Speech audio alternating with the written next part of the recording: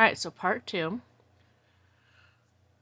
I've got my first half, my full 3 corners, and I'm going to finish up my 4th corner. So I need to chain 1,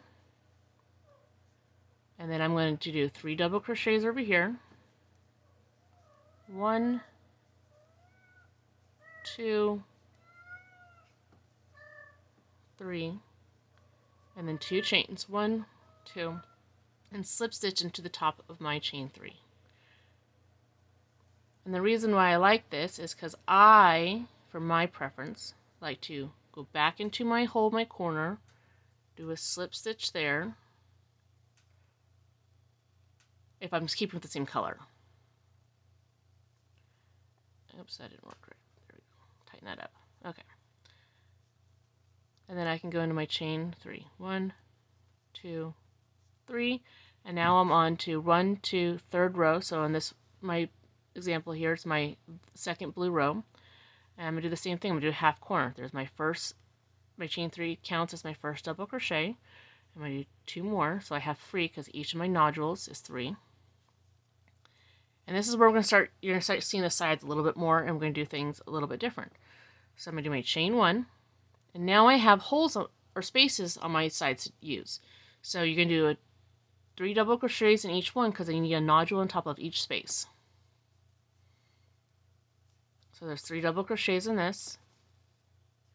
As you can see here, I'm doing this one right now, or if I start up here, it's this one. So each hole, except for the corners, will get a nodule above it as you go out. The corners will get 2 because you technically need one for this side and this side, but they meet at the corner. So this side gets that nodule and this side gets this nodule, where the corner itself is actually where you do the chains. If that helps better explain. It's kind of hard to see, but this nodule is technically on my vertical, and this nodule is technically on my horizontal side. And the chains is actually the corner. And if you want to get real technical, your first chain, because we're going around this way, is your vertical corner, and your second chain is your horizontal corner. Obviously, as I rotate, the vertical or horizontal changes. And you always go counterclockwise if you're right-handed. If you're left-handed, crocheter, which I am not, but I have done it, and I've helped teach people left-hand crocheting, just not recently. I believe, if I can think it out in my head right now, you'd be clockwise. But right-handed, you are clockwise. So it looks like I probably started here, because that's where my thread was a little loose, and I went like this, and around, and around, and around. So it kind of creates a squared spiral. So there's my first nodule on a side, and then you continue. So my corner is going to have 3 double crochets for the first nodule.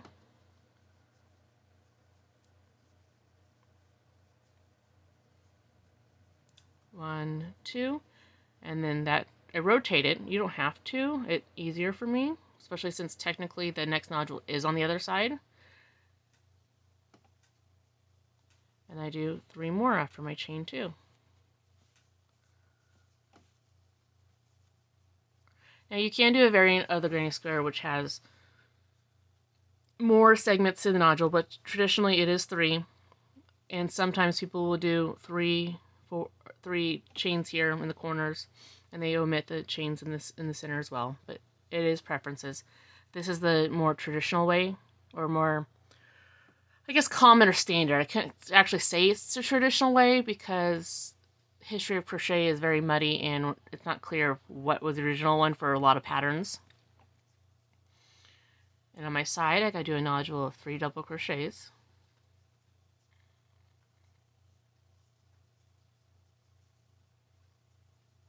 And I chain my 1, and I go into my corner. You may hold your stuff a little bit different, and that's fine. This is what helps me the best.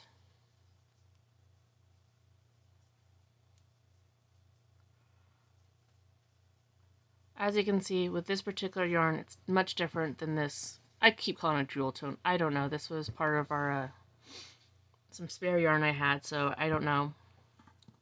Where I think this was some red heart purple, probably like plum or grape or something color. I don't have the tag for it. I'm only on I'm on my 4th row, 1, 2, 4, so this should line up with the blue, and it's a little bit bigger.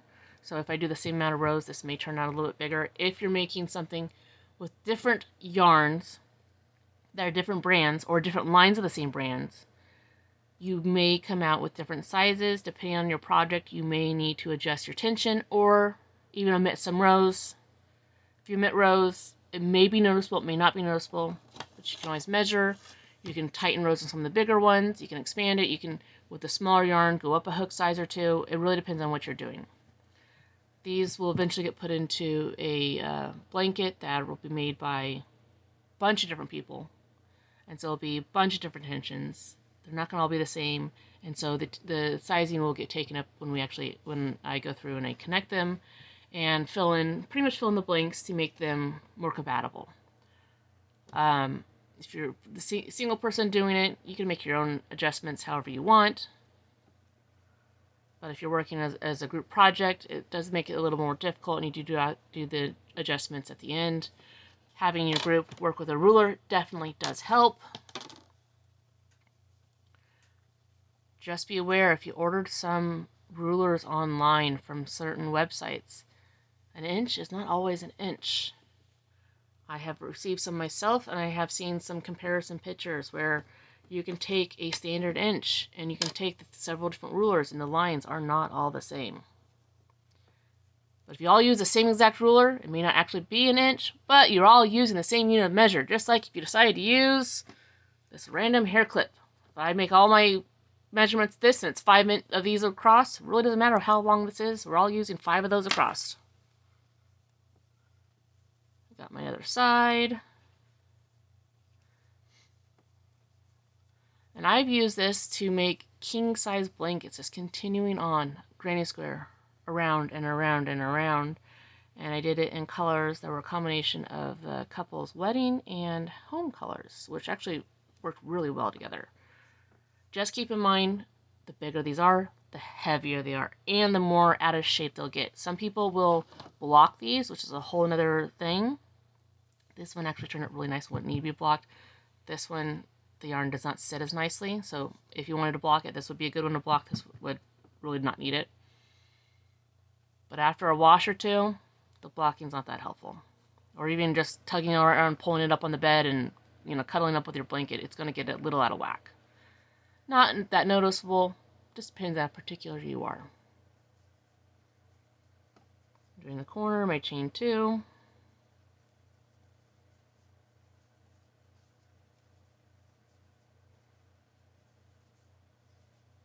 Got my 3 double crochets as I drop my hook, because that seems to be the theme of the day, is me dropping my stitches. Alright, and there's my half corner, so I'm finishing up. I do my one side, which is 3 double crochets. 1, 2, 3. Keep picking up random fibers from other yarn.